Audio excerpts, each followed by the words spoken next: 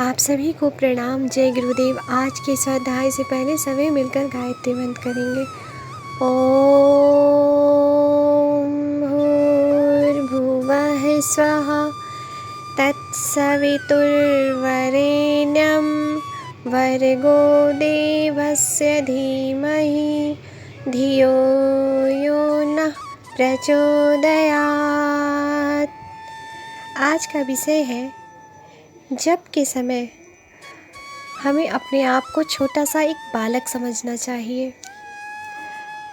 जब के समय अपने आप को 1 साल के छोटे बालक की स्थिति में अनुभव करना चाहिए। छोटे बालक का हृदय सर्वथा शुद्ध, निर्मल और निश्चिंत होता है। जैसे ही अपने बारे में भी सोचना चाहिए। काम वासना, भय, लोभ, चिंता, शोक, द्वेष आदि से अपने आप को सर्वथा मुक्त समझें और संतोष, उल्लास एवं आनंद से ओतप्रोत स्थिति में अनुभव करना चाहिए। साधक का अंतःकरण साधना काल में बालक के समान शुद्ध एवं निश्चल रहने लगे तो प्रगति तीव्र गति से होती है। भजन में तन मन लगता है और वह निर्मल स्थिति व्यवहारिक जीवन में भी बढ़ती जाती है। माता और बालक परस्पर जैसे अत्यंत आत्मीयता और अभिन्न ममता के साथ सुसंबंध रहते हैं, हिल मिलकर प्रेम का आदान प्रदान करते हैं। वैसे ही साधक का भी ध्यान होना चाहिए। हम 1 वर्ष के अबोध बालक के रूप में माता की गोदी में पड़े हैं और उसका अमृत सदृश दूध पी रहे हैं। माता बड़े प्यार से अपनी छाती खोलकर उल्लासपूर्वक अपना दूध हमें पिला रही है। वह दूध रक्त बनकर हमारी नस नाड़ियों में घूम रहा है और अपने सात्विक तत्वों से हमारे अंग प्रत्यंगों को परिपूर्ण कर रहा है। यह ध्यान बहुत ही सुखद है। छोटा बच्चा अपने नन्हे नन्हे हाथ पसार कर कभी माता के बाल पकड़ता है, कभी अन्य प्रकार की अटपटी क्रियाएं माता के साथ करता है। वैसे ही कुछ अपने द्वारा किया जा रहा है, ऐसी भावना करनी चाहिए। माता भी जब वात्सल्य प्रेम से ओतप्रोत होती है तब बच्चे को छाती से लगाती है, उसके सिर पर हाथ फिराती है, पीठ खुजलाती है, थपकी देती है, पुचकारती है, उछलाती है तथा गुदगुदाती है, हंसती है और हंसाती है। वैसे ही क्रियाएं गायत्री माता के द्वारा अपने साथ हो रही है, यह ध्यान करना चाहिए। इस समस्त विश्व में माता और पुत्र केवल मात्र 2 ही है और कहीं कुछ भी नहीं है। कोई समस्या, चिंता, भय, लोभ आदि उत्पन्न करने वाला कोई कारण और पदार्थ इस संसार में नहीं है। केवल माता और पुत्र 2 ही इस शून्य नीले आकाश में अवस्थित होकर अनंत प्रेम का आदान प्रदान करते हुए कृत्य हो रहे हैं। जब के समय आरंभिक साधक के लिए यही ध्यान सर्वोत्तम है। इससे मन को एक सुंदर भावना में लगे रहने का अवसर मिलता है और उसकी भाग दौड़ बंद हो जाती है। प्रेम भावना की अभिवृद्धि में भी यह ध्यान बहुत सहायक होता है।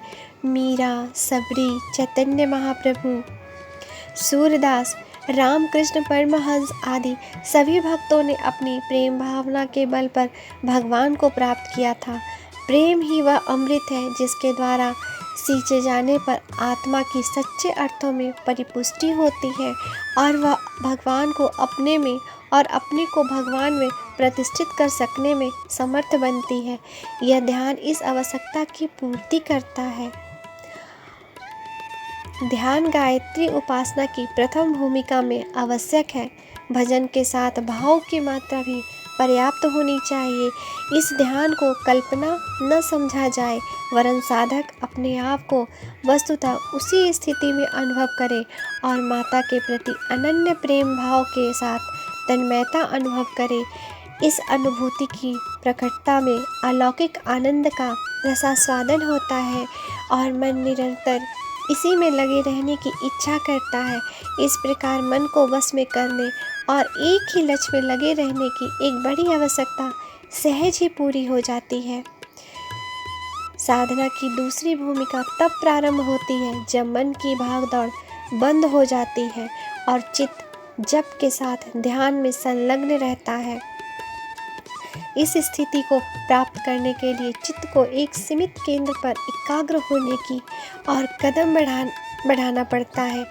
उपयुक्त ध्यान के स्थान पर दूसरी भूमिका में साधक सूर्यमंडल के प्रकाश में गायत्री माता के सुंदर मुख की झांकी करता है। उसे समस्त विश्व में केवल मात्र एक पीतवर्ण सूर्य ही दिखता है और उसके मध्य में गायत्री माता का मुख हंसता मुखमंडल को ध्यान अवस्था में देखता है। उसे माता के अधरों से, नेत्र से, कोपलों की रेखाओं से एक अत्यंत मधुर स्नेह, वात्सल्य, आश्वासन, संतावना एवं आत्मीयता की झांकी होती रहती है। वह उस झांकी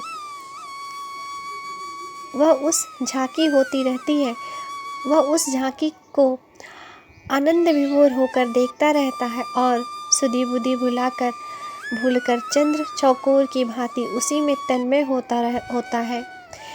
इस दूसरी भूमिका की सीमा सीमित हो गई। पहली भूमिका में माता पुत्र दोनों का क्रीड़ा विनोद काफ़ी विस्तृत था। मन को भगाने दौड़ाने के लिए उस ध्यान में बहुत बड़ा क्षेत्र पड़ा था। दूसरी भूमिका में वह संकुचित हो गया।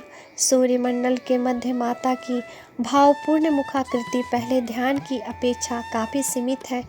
मन को एकाग्र करने की परिधि को आत्मिक विकास के साथ साथ क्रमशः सीमित ही करते जाना होता है।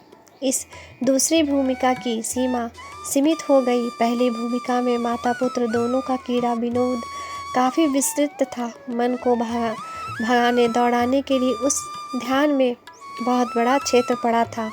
दूसरी भूमिका में वह संकुचित हो गया। मन को एकाग्र करने की परिधि को आत्मिक विकास के साथ साथ क्रमशः सीमित ही करते जाना होता है। आज के लिए यहीं तक। आप सभी को प्रणाम। जय गुरुदेव।